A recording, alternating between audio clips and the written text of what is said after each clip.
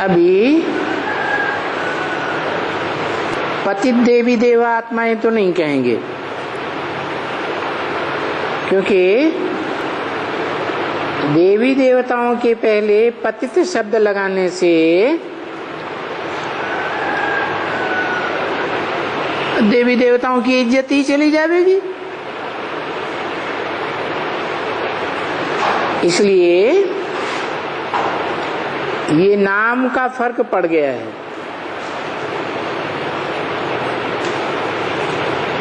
अपन को हिंदू कहलाने लगे,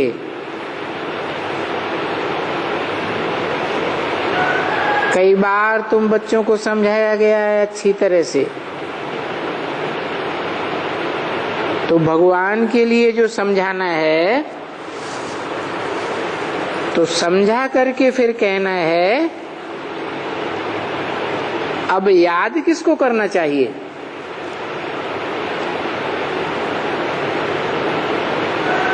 पतित पावन कौन है?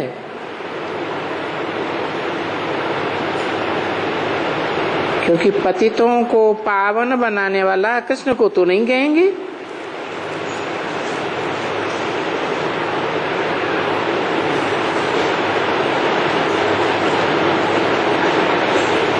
कृष्ण तो स्वयं 16 कला संपूर्ण देवता बनता है, और देवता को भगवान थोड़ी कहा जा सकता। भगवान तो मनुष्य को देवता बनाने वाला है।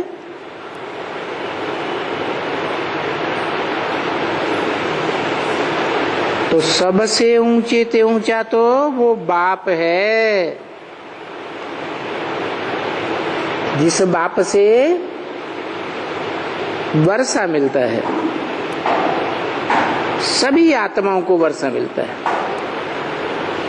क्योंकि वो आत्माओं का बाप है ना। बाप को ही लिबरेटर कहा जाता है। लिबरेटर माने छुड़ाने वाला। काहे से छुड़ाने वाला है? देह के बंधन से छुड़ाने वाला।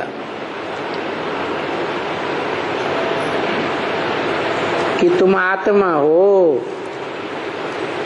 देह नहीं हो। इसलिए वो रास्ता भी बताता है कि आत्माओं के रहने का स्थान कहाँ है। तुम आत्माओं को कहाँ जाना है?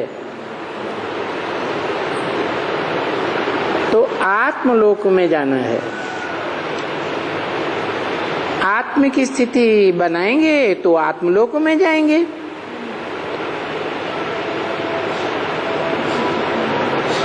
तो सोल वर्ल्ड कहते हैं आत्माओं का लोक, और ले जाने वाला है गाइड, रास्ता बताता है। कहाँ ले जाता है? आत्माओं के धाम में ले जाता है। तो गाइड इंग्लिश में बोला, जरूर इसने ही बोला होगा। किसने है? कृष्ण की आत्मा ने ही बोला होगा, क्योंकि कृष्ण की राशि क्राइस्ट से मिलाई जाती है। बोला होगा कि जरूर वो गाइड है, लिबरेटर है, दुखों से लिबरेट करने वाला है, छुड़ाने वाला है। क्योंकि दुखों से आकर के सारी दुनिया को लिबरेट करे और दुखों से छुड़ा करके सुख की दुनिया में ले जाए, शांति में ले जाए। तो पहले शांति में ले जाते हैं, फिर सुखधाम में भेज देते हैं। तो बताओ फिर याद किसको करना चाहिए? है?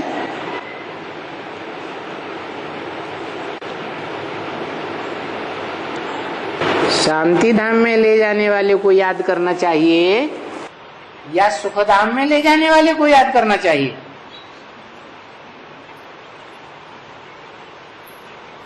हैं? किसको? सुख धाम में ले जाने वालों को याद करना चाहिए, शांति धाम में ले जाने वालों को याद नहीं करना चाहिए।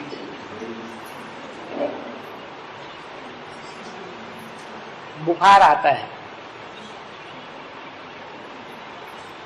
सारे शरीर की नसें नसें टूटने लगती हैं,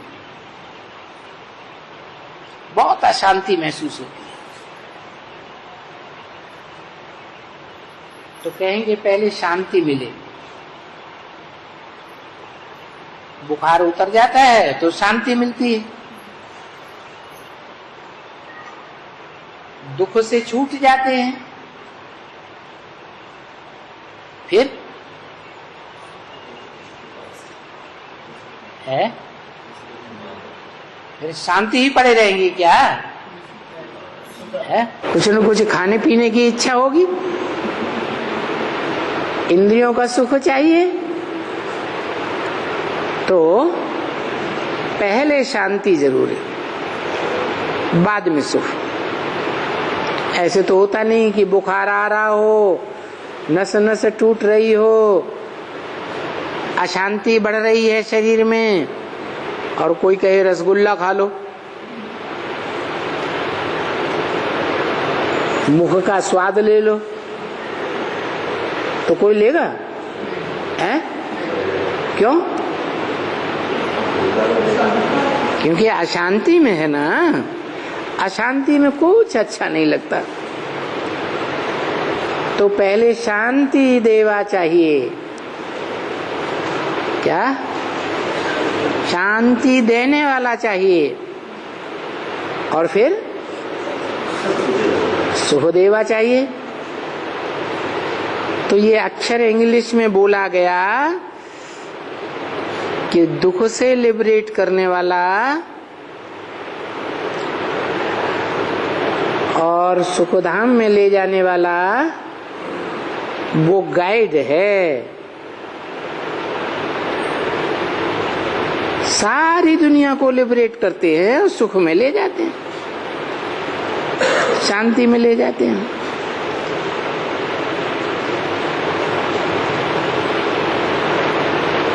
पूछा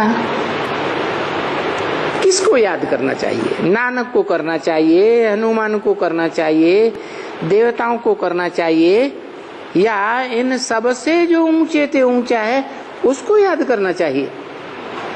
क्योंकि गुरु नानक का भी चित्र दिखाते हैं, उंगली से इशारा ऊपर कर रहे हैं, तो गुरु नानक से भी कोई ऊंचा है ना।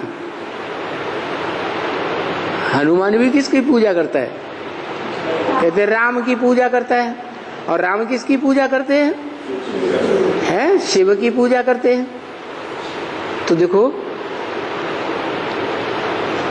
ऊंचते ऊंच को पकड़ना चाहिए ना, बिचौलियों को क्यों पकड़ना चाहिए? अभी पतित पावन को याद करने से मनुष्य पतित से पावन बनेंगे ना। वो पतितों को पावन बनाने वाला कहता है। कौन कहता है? हैं? कौन कहता है? पतितों को पावन बनाने वाला कौन है? शिव। वो कहता है, उसको कहने के लिए मुख है? शिव बाप को मुख है, फिर कैसे कहेगा? कहने के लिए मुख ही नहीं है तो कहेगा कैसे? है? तो जिस तन में प्रवेश करते हैं उसको अपना मुख भी है, सभी इंद्रियां हैं। तो मुख से कहते हैं मन मना भव, मेरे मन में समा जा। मना शिव को तो मन है नहीं, तो जिसमें प्रवेश करते हैं उसके द्वारा कहते हैं मेरे मन में समा जा। ये अक्षर जरूर इस बच्चे ने भी कहा होगा। किस बच्चे ने? हैं? ब्रह्मा बाबा ने भी कहा होगा। वो कहते हैं मन मन अब, अर्थात सिर्फ हम एकम याद करो, अपन को आत्मा समझकर याद करो, क्योंकि अभी मौत सामने खड़ा है, विनाश सामने खड़ा है। ये महाभारत महाभारी लड़ाई, वो ही लड़ाई सामने खड़ी है जिसका वर्णन महाभारत में है, और उस महाभारत का कनेक्शन गीता के साथ है। क्या? पहले गीता ज्ञान सुनते हैं तो फिर भागवत होने लगती है। ज्ञान की जो मुरली सुनाते हैं उनके पीछे भागने लग पड़ते हैं। फिर जब भागने लग पड़ते हैं तो कोई को छोड़ के भागते होंगे ना, उनको फिर क्रोध आता है, तो फिर महाभारत लड़ाई हो जाती है। तो ये कनेक्शन है, गीता का कनेक्शन भागवत से और भागवत का कनेक्शन महाभारत से।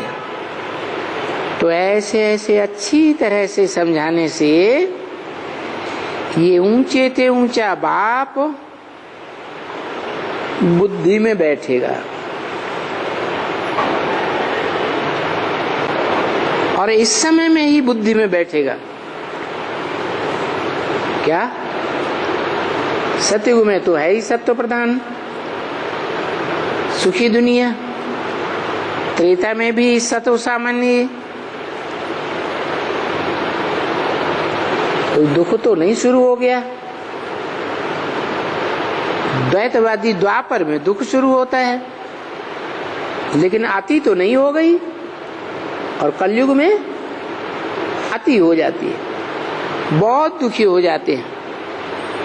तो अंत में मैं आता हूं, तो फिर याद कर करके पवित्र बन करके जरूर बाप से जाकर मिलेगा, और कोई उपाय नहीं है। इसलिए उनको लिबरेटर कहा जाता है।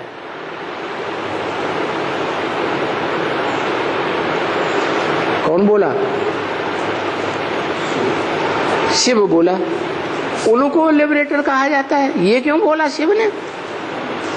मुझको बोलना चाहिए, मुझको लिबरेटर कहा जाता है, मुझको नहीं कहा।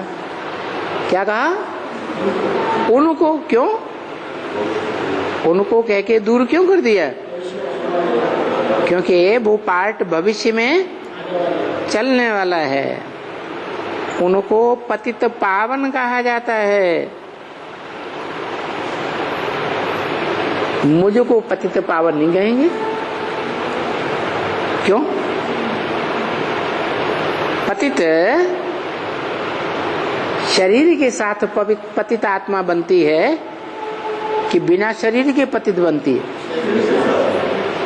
आत्मा शरीर धारण करे तो पतित बनती है, शरीर धारण ही न करे तो पतित कैसे बनेगी? संग का रंग शरीर के द्वारा लगता है कि बिना शरीर के संग का रंग लगेगा?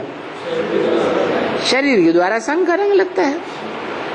तो बताया पतित पावन तब कहा जाता है जब वो निराकार साकार शरीर में प्रवेश करे और वो साकार शरीरधारी बाप समान संपन्न स्टेज धारण करे। पहले स्वयं पतित से पावन बने, फिर संग के रंग से दूसरों को पति से पावन बना सकता है। अच्छा, ये बात तो अभी बाबा ने ऐड किया।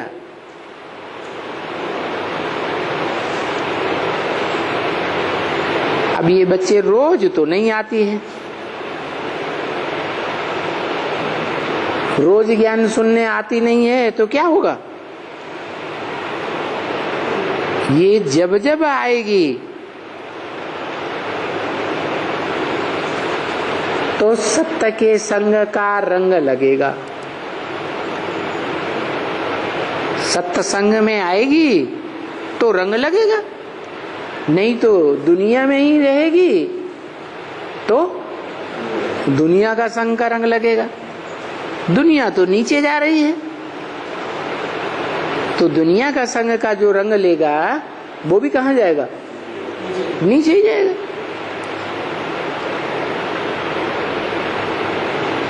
क्या जब जब आवेगी, या तो 15 रोज फिर आकर के फिर रुक जावेगी। किसी ने कहा टैली करेगी कि यहाँ अच्छा, यहाँ आने से अवस्था अच्छी होती है, या बाहर की दुनिया में रहने से अवस्था अच्छी होती है, टैली करेगी। हाँ, जो पॉइंट लिखते हैं ना, यहाँ कोई हैं जो पॉइंट्स भी लिखते हैं। कौन लिखते हैं? तुम पॉइंट्स लिखती हो खास टॉपिक बनाने के लिए। किसी को कोई खास टॉपिक सुनाना है, समझाना है, तो तुम लिखती हो।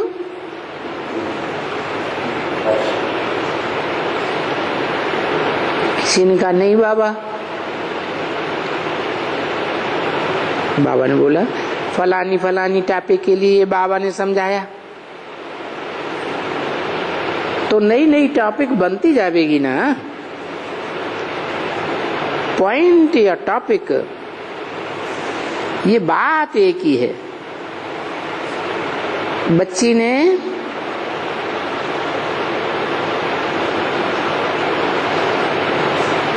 भाषण किया, तुम्हारी माँ ने कभी वहां भाषण किया गीता पाठशाला में?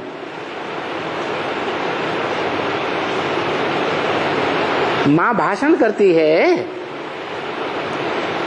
किसी ने कहा नहीं, पहले तो नहीं किया था, उस दिन किया था, खाली उस दिन किया था। किसी ने कहा मैंने इंग्लिश में बोला, माँ ने उसका हिंदी ट्रांसलेशन करके बताया।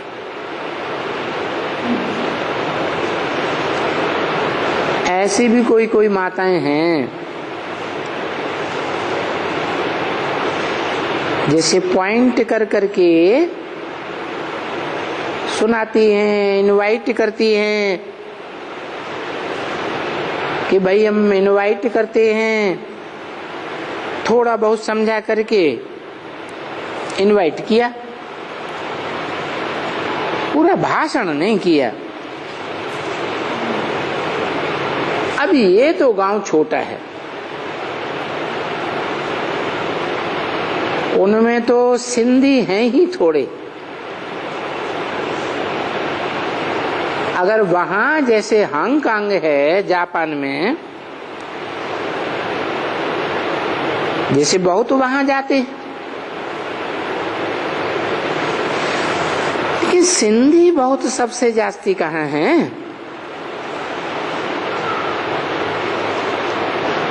पूछा जापान में, सिंगापुर में है या हांगकांग में है?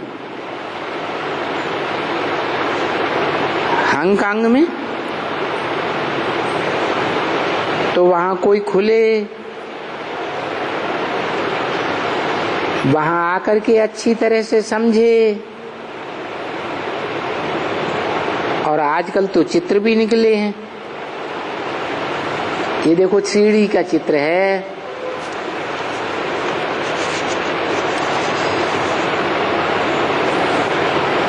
इसमें बताया who is God of Gita. Gita का भगवान कौन? ये गीता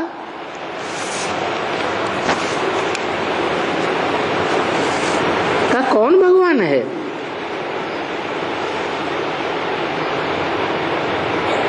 वो भी ये चित्र है कि गीता का भगवान कौन है, वो अभी बन जाएंगे। 31-3-67 की वाणी का दूसरा पेज। तो वो चित्र अभी 2 रोज में बन करके तैयार हो जाएंगे, देरी नहीं लगती है। कोई ने कहा वहां सावित्री ने किया था, हांगकांग में गई थी। हाँ, सावित्री ने मेहनत थोड़ी बहुत की थी।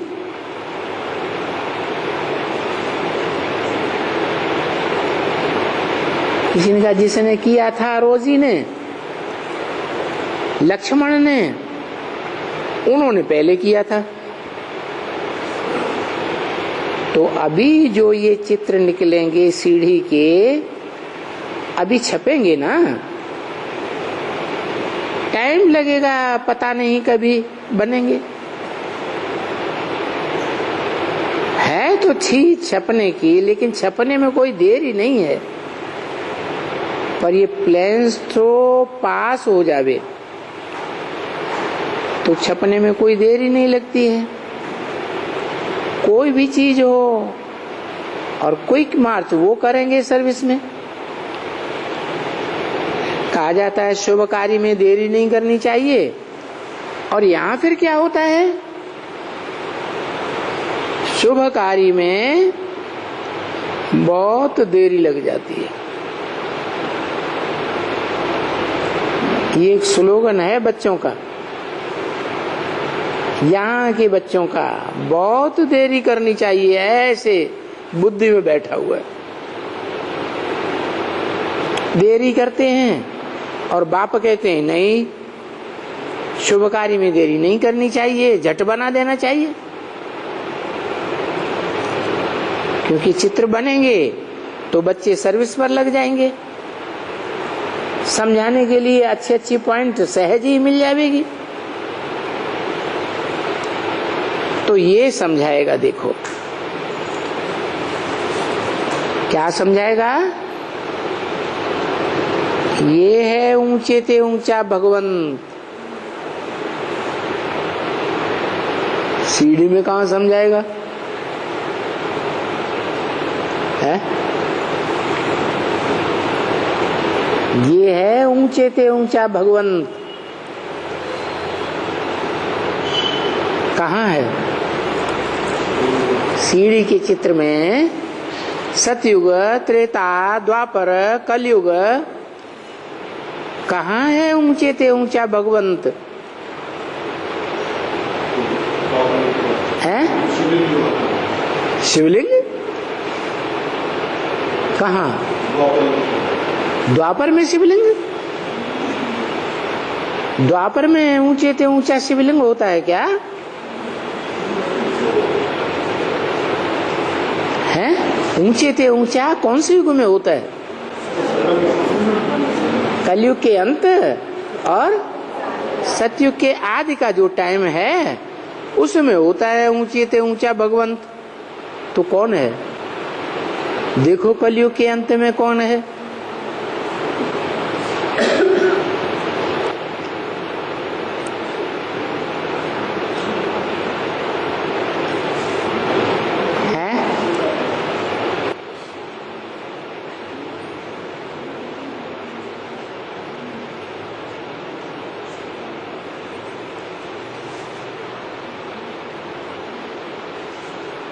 तो उस ऊंचे ते ऊंचे भगवंत को ये बच्चा समझाएगा।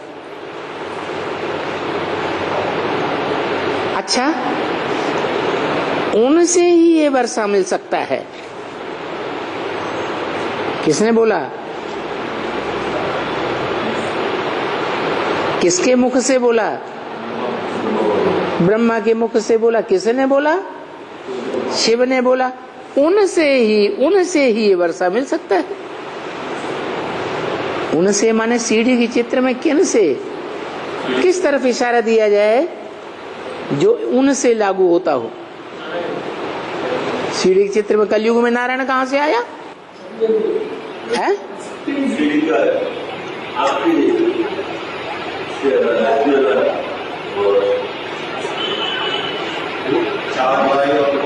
है? खड़ा है, लेटा है। जो लेटा है उसके सर के नीचे गीता रखी हुई है।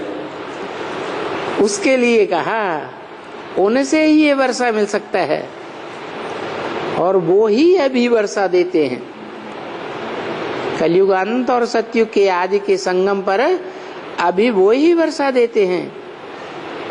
इसलिए ये लड़ाई सामने खड़ी है। क्या वर्षा देते हैं? बच्चों को विश्व की बादशाही का वर्षा देते हैं। तो दुनिया में तो बच्चों की बादशाही तो है नहीं। भगवान पंडा बाप के बच्चे तो पांडव बैगर के रूप में घूम रहे हैं इस दुनिया में। राजाई कहाँ है उनको? तो उनको राजाई मिलेगी तब कि जब इस दुनिया में जो भी रावण संप्रदाय हैं उनका राज्य है, उनसे युद्ध होगा। कौन सा युद्ध? वही महाभारी महाभारत लड़ाई। ऐसे नहीं है कि ऐसी लड़ाइयां बहुत होती रही है, नहीं। ऐसी महाभारी महाभारत लड़ाई तो पहले कभी 5000 साल में चारों युगों में हुई ही नहीं। ये कौन कहते हैं कि बहुत लड़ाइयां हुई हैं? एटॉमिक बम की बहुत लड़ाइयां हुई हैं। हुई हैं क्या? 45 में एक बार छोटी छोटी बम्बियां छूटी थी। वो कोई बड़ी लड़ाई तो नहीं हुई। लड़ाई तो हुई है, और उस लड़ाई में वर्णन भी इन एटॉमिक बम का है। सन 1945 में जापान में और अमेरिका में जो युद्ध हुआ, वो तो बहुत छोटी सी बम्बियां थी। कोई उन लड़ाइयों की बात नहीं है। कई कहते हैं ऐसी तो लड़ाइयां बहुत होती रहती हैं। अरे लड़ाइयां तो होती रहती हैं, पर एटॉमिक बॉम्ब्स की लड़ाइयां थोड़ी ही होती रही। ये मिसाइल जिसको कहा जाता है, महाभारत की भाषा में मूसल निकले यादवों के पेट में से। वो कौन सा पेट? बुद्ध रूपी पेट में से ये मिसाइल से निकले। वो मिसाइल्स का युद्ध थोड़ा ही होता रहा।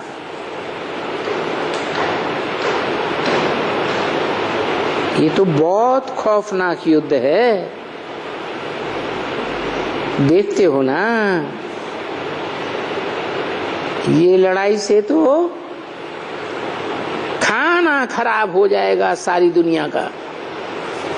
क्या ऐसी लड़ाई छिड़ेगी एटॉमिक बॉम्ब्स की कि लोग खाना पीना सब भूल जाएंगे।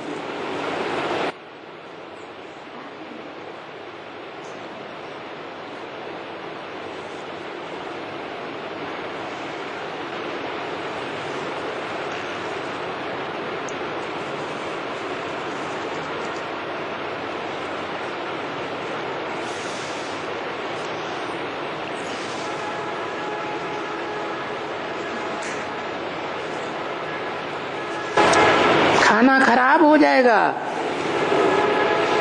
क्या सुनते हो? ऐसे कोई लड़ाई में कहते थे क्या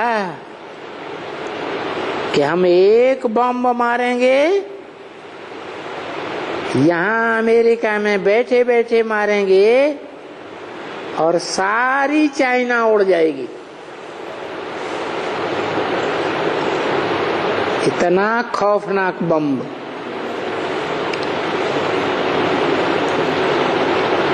तो उन अमेरिका वालों को रिस्पॉन्ड करने वाला भी तो कोई चाहिए ना। अभी कौन रिस्पॉन्ड कर रहा है? नॉर्थ कोरिया अमेरिका वालों को चैलेंज दे रहा है ना।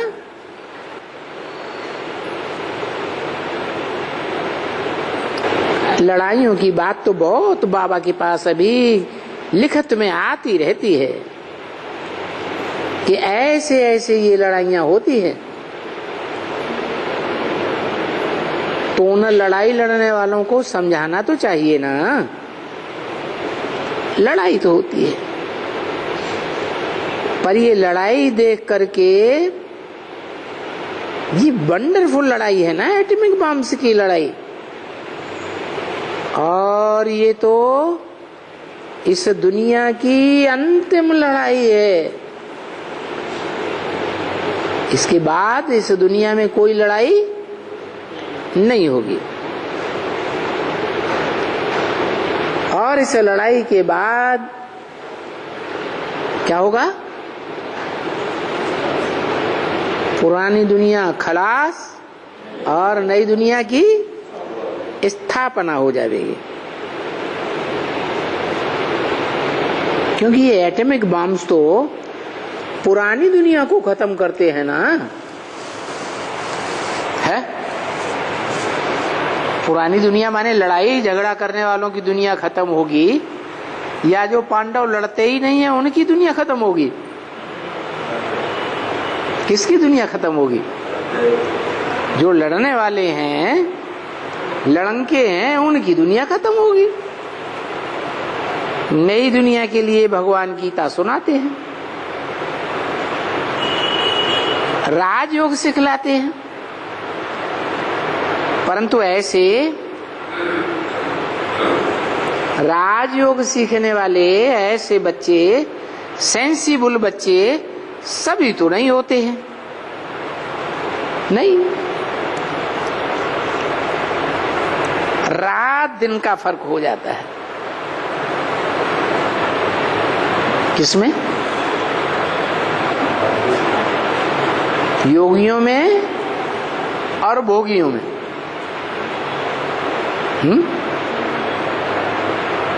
भोगी क्या करते हैं?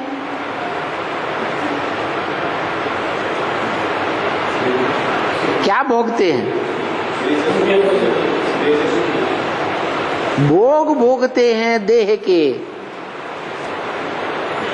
पंचभूतों से जो बनी हुई देह है ना, उस देह की इंद्रियों से सुख भोगते हैं। और योगी क्या करते हैं? जो देह के सुख, देह की इंद्रियों के जो सुख हैं, उनको बुद्धि से त्याग देते हैं और अतीन्द्रिय सुख भोगते हैं। तो देखो, भोगियों में, इस दुनिया के जो भोगी हैं उनमें और तुम योगी बच्चों में रात दिन का फर्क है।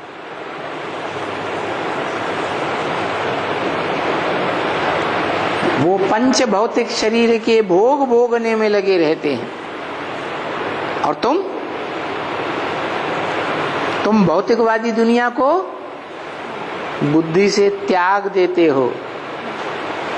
तुम्हारे लिए ये भौतिकवादी दुनिया क्या हो जाती है?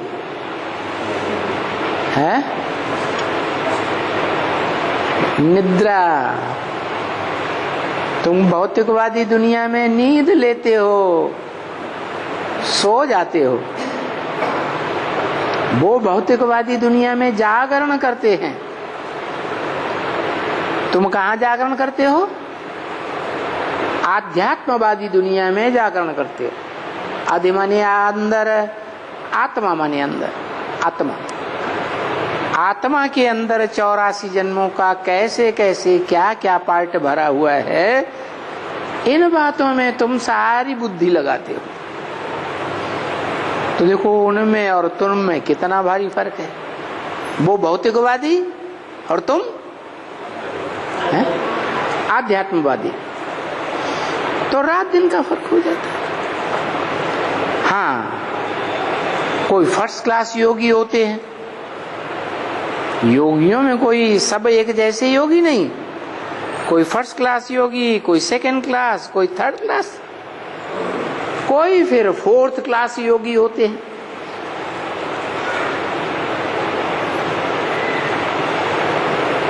भाई और भी कोई होते हैं फोर्थ के पीछे, फोर्थ क्लास के पीछे भी कोई और होते हैं। ये फिफ्थ क्लास भी होता है क्या? अच्छा, ये बच्ची अच्छी सर्विस करके आई है, फिर दिन प्रतिदिन जितना ये आती जाएगी और यहाँ नई नई पॉइंट धारण करेगी, क्योंकि दिन प्रतिदिन तुम्हारी ये ज्ञान की पॉइंट्स और ही इजी होती जाएगी समझने में। तो ये सहज कोई भी समझ सकेगा, इसलिए इसको सहज ज्ञान और सहज योग कहा जाता है। क्या? सहज गीता ज्ञान, सहज राजयोग। तो ये सहज बात कोई भी समझ सकेगा कि ये तो राइट बात बोलते हैं, क्योंकि ये जो तुम ब्राह्मणों का झाड़ है, क्या तुम ब्राह्मणों का जो ये ब्राह्मणों का षष्ठी वृक्ष है, वो दिन प्रतिदिन बढ़ता ही तो जरूर जाएगा ना। वृक्ष बढ़ता है या खत्म हो जाता है? दिन प्रतिदिन बढ़ता है। तो पीछे हो करके जब ये 1 से 2, 2 से 5, 5 से 10, 10 से 20, तो जितना जितना 20 से जास्ती होता जाएगा, तैसे तैसे तुम्हारी वृद्धि भी ऐसे होती रहेगी।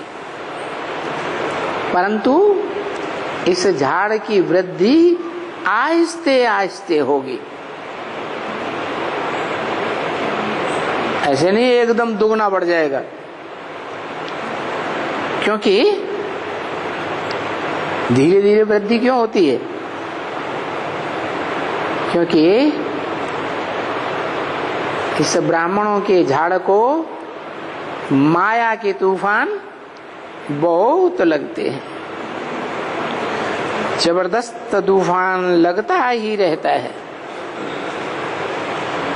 तो तूफान तो कभी लगा कभी न लगा, ऐसे होता है क्या? नहीं, तूफान तो लगते ही रहते हैं। ये तो हर कल्प संगम युग पर ये माया का तूफान है ही है।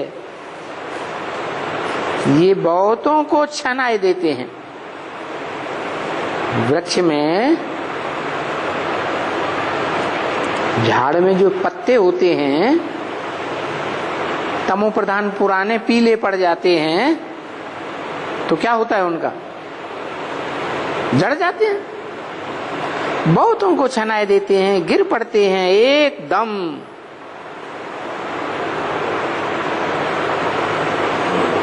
या तो उनको वो फूल के पत्ते वत्ते सब गिर पड़ते हैं,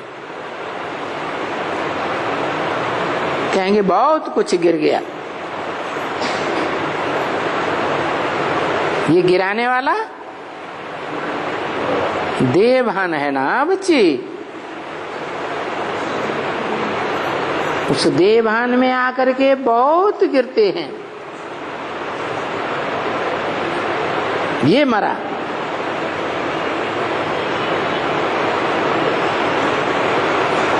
इस डाली का 100 मरा। देखो, जब युद्ध होती है दो के बीच में तो ऐसे होता है ना। तुम तो अनजाने हो, बड़े मुश्किल चलते हैं क्योंकि देह अभिमान है। बाकी नहीं तो बॉम्बे के लिए ये रतन बहुत अच्छे हैं।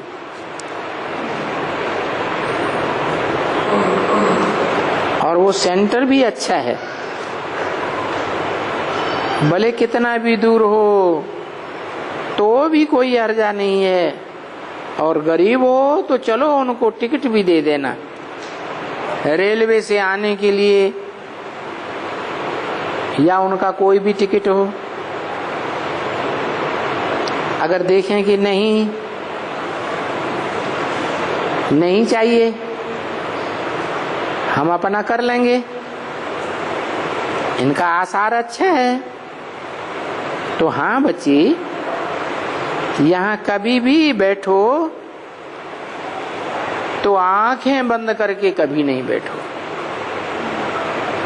कहाँ? बाबा के सत्संग में जब बैठो तो आंखें बंद करके कभी नहीं बैठो। क्यों?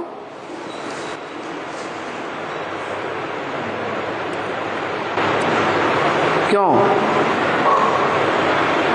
है? क्योंकि बाबा के सत्संग में आंखें बंद करके बैठेंगे तो बाबा की दृष्टि मिलेगी है। और बाबा में तो ऊंचा ते ऊंचा भगवंत, तो संग का रंग लगेगा या नहीं लगेगा? नहीं लगेगा, महफूज हो जाएंगे। तो आंखें बंद करके नहीं बैठो। अगर आंखें बंद करके बैठते हैं तो वो हुए अंधे की औलाद। अंधे क्या?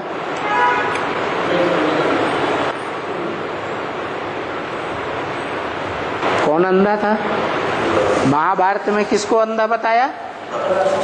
धृतराष्ट्र। क्या किया उसने जो नाम पड़ा धृतराष्ट्र? धृत माने धर लिया, राष्ट्र माने धन संपत्ति। जो राजाई थी और राजाई की जो भी धन संपत्ति थी वो किसकी राजाई थी? धृतराष्ट्र से पहले पांडु की, राजा पांडु की राजाई थी। राजा पांडु उसे थोड़े समय के लिए संभालने के लिए देके गए थे, पूरा ही तो नहीं देके गए थे। लेकिन धृतराष्ट्र ने क्या किया?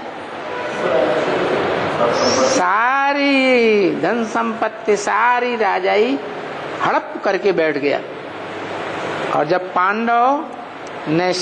पांडवों के बाप पंडा ने शरीर छोड़ दिया तो पांडवों को कोई हिस्सा नहीं दिया। सुई की नोक के बराबर भी हम तुमको हिस्सा नहीं देंगे। तो देखो, उनको कहेंगे अंधे की औलाद। अंधे, ये अंधे की औलाद, अंधे बैठे हुए हैं सामने।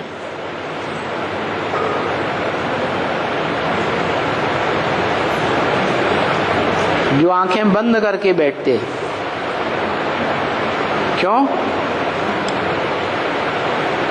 क्योंकि उन्हें बाप दिखाई ही नहीं पड़ता। बाप दिखाई नहीं पड़ता तो बंद आंखें करके क्या करेंगे? है? कुंभकर्णों को ही याद करेंगे। वो तो आंखें नहीं खुलती हैं।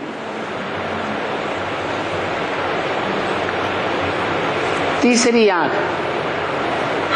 वो तीसरी आंख नहीं खुलती है, लेकिन ये आंखें भी बंद। जिन आंखों से संग का रंग ले सकते हैं, वो आंखें भी बंद। भक्ति मार्ग में ऐसे होता है। याद करने बैठते हैं तो अक्सर करके क्या करते हैं, आंखें बंद कर ले। और वो ये होते हैं ना, यहां तो आंखें ऐसी हो भाई, शेर जैसे, शेर जैसी आंखें, सो जागता ही रहे जैसे।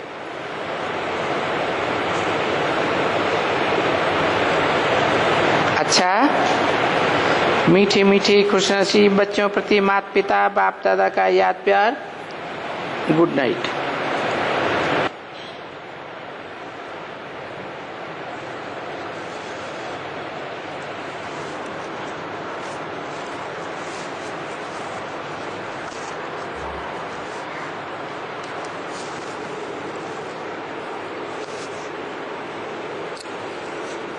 आज का प्रातः क्लास है 1/4/1967।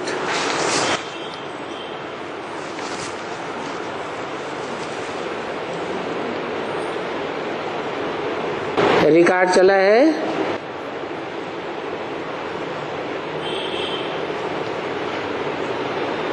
ये लड़ाई है दिए और तूफान की। निर्बल से लड़ाई हुई बलवान की। ये कहानी है दिए और तूफान की।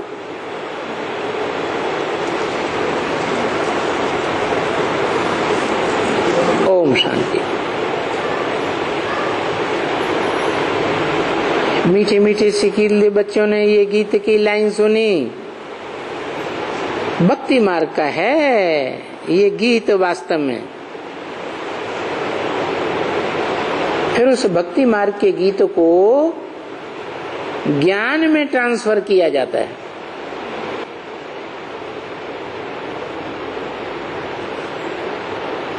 क्या भक्ति मार्ग के गीतों को ज्ञान में ट्रांसफर किया जाता है, और तो कोई इन गीतों को ट्रांसफर नहीं कर सकता।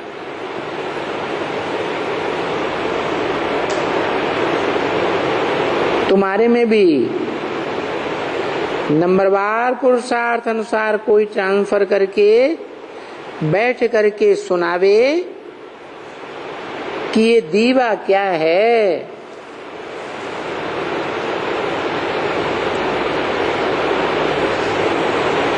जो दीवा निर्बल पड़ जाता है तूफान के सामने, परंतु हिम्मत से लड़ता रहता है। क्या हिम्मत है बच्चे, मदद है बाप। तो ये समझाना है कि दीवा माने कोई आत्मा है। क्या जो दुनिया के मुकाबले बहुत कमजोर है, और दुनिया में तो बड़े बड़े बलवान पड़े हुए। और तूफान क्या है वो भी बताना है। तो दीवा तो बच्चे जानते हैं कि हमारी आत्मा ही दीवा है।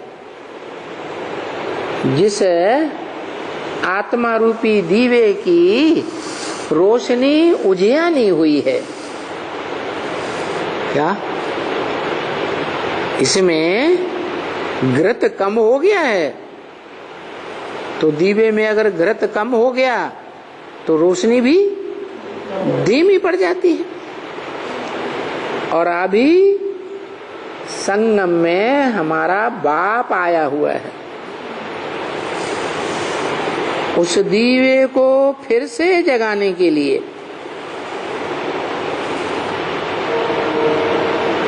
परंतु इससे उजियानी हुई रोशनी वाले दीवे को हिम्मत करके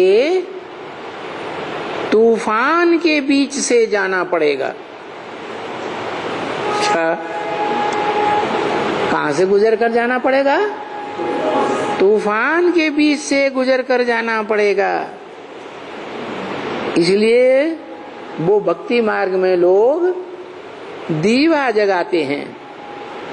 जब कोई मरता है तो उसके पीछे दीवा जगाते हैं कि ये सोजरे में जाए, इसके रास्ते में कोई अंधियारा ना हो, अज्ञान का अंधियारा ना हो जाए।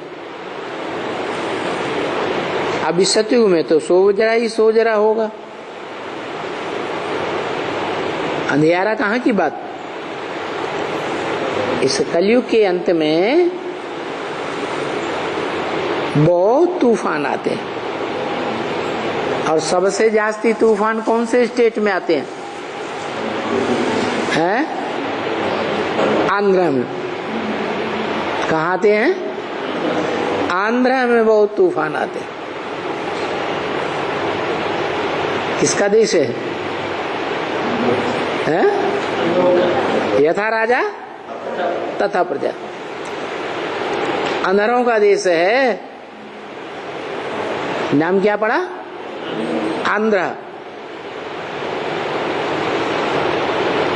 ये एक ही प्रदेश है भारत का जो समंदर के साथ सब प्रदेशों के मुकाबले जास्ती जुड़ा हुआ है। समंदर का किनारा कौन से स्टेट में सबसे ज्यादा है? आंध्र में।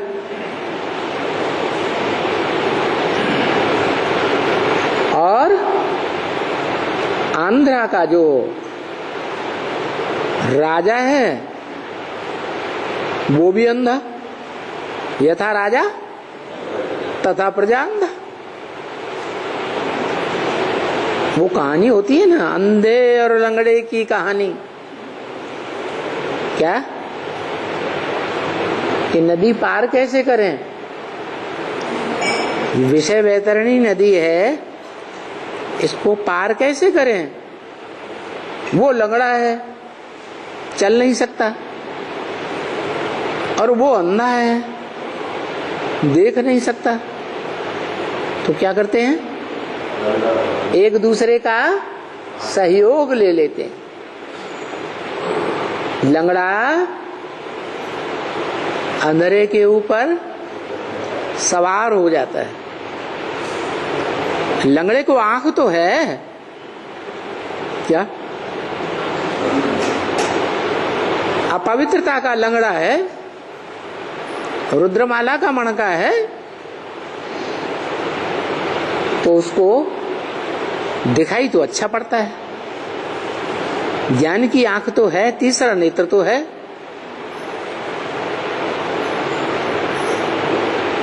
रुद्रवत्स है ना, उनका मुखिया कौन?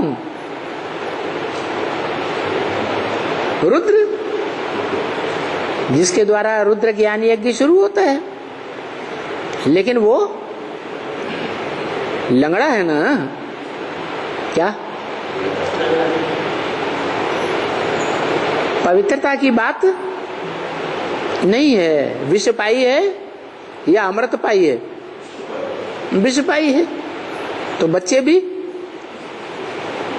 और भी जितने रुद्रगण हैं वो सब ऐसे ही। तो वो लंगड़ा है, और वो आंध्रा का जो है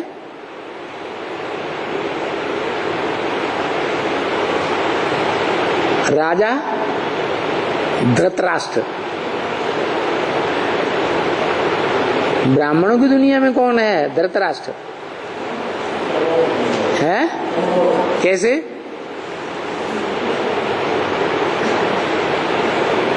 है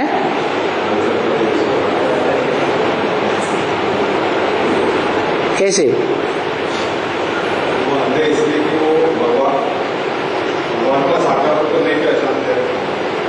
नहीं, वो धृतराष्ट्र ने धृत माने धारण कर लिया, राष्ट्र माने धन संपत्ति, सारी राजाई अपने हाथ में ले ली।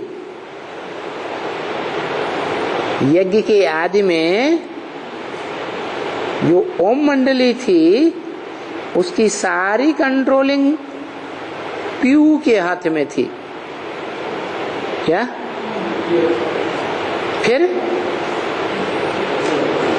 क्या हुआ? उसकी तो लाश भी गुम कर दी। जो पीयू था, पंडा था, वो चल बसा। फिर उसके बच्चे को राजाई मिलनी चाहिए, लेकिन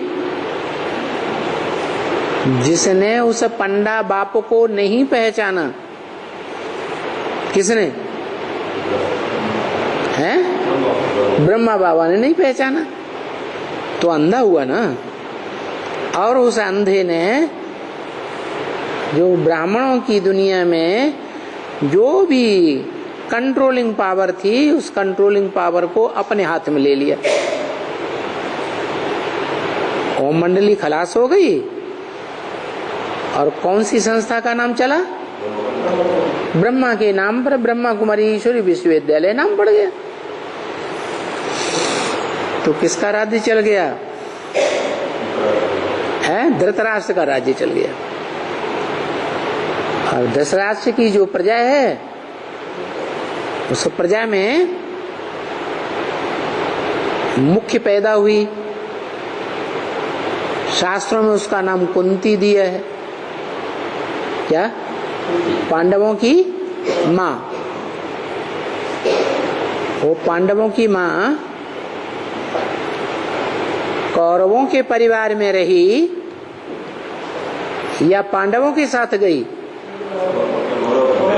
कौरवों के परिवार में रही। तो यहाँ कौन है? हैं? छोटी माँ। अंधे की औलाद है ना, अंधे की औलाद अंधे। उसे भी बाप दिखाई पड़ता है क्या? है? उसको भी बाप नहीं दिखाई पड़ता। तो बताया ये देहभान है धृतराष्ट्र में, और धृतराष्ट्र के बच्चों दुर्योधन दुशासन आदि में देहभान है। और देहभान के कारण उन्हें कुछ दिखाई नहीं पड़ता, तीसरी आंख जैसे है ही नहीं। तो देखो,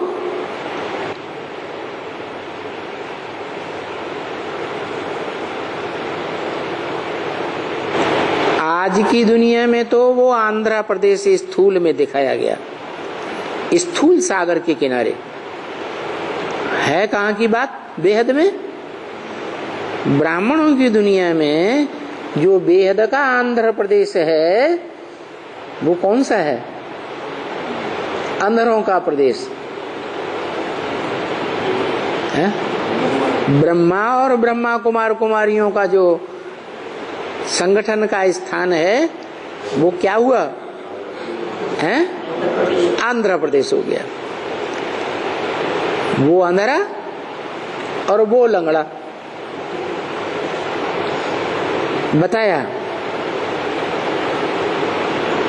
उन अंधरों को जगाने के लिए दीवा जलाया जाता है। दीवा माने आत्म ज्योति, ताकि ये सोजरे हो जावे। सतयुग में तो सोजरा होगा ही, वहां अंधियारा तो होता ही नहीं। सतयुग को कहा ही जाता है दिन। वहां तो ये दीवा आदि जगाने के धंधे होते ही नहीं। जो यहाँ भक्ति मार्ग में होते हैं कि भाई दीपावली आई, तो दीपावली में क्या करते हैं? दीवा जलाते हैं। कब जलाते हैं? लक्ष्मी आती है तो लक्ष्मी को सारा घर सोजरा सोजरा दिखाई दे। रोशनी ही रोशनी दिखाई दे। मने उस घर में जो भी रहने वाले हैं उनके आत्मा रूपी दीपक जगे हुए होने चाहिए, तो लक्ष्मी आएगी।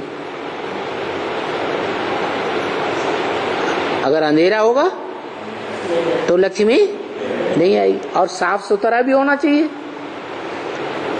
दीपावली होती है तो पहले क्या करते हैं? घर की साफ सफाई करते हैं। तो ये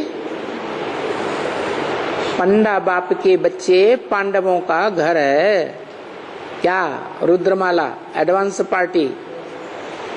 इस एडवांस पार्टी में जो भी हैं भांति उनके दीवे कैसे जगे हुए होने चाहिए। सतयुग में तो दीवे सबके जगे ही रहते हैं, लेकिन स्पेशली जगाने की बात कहाँ की है? संगम युग की है।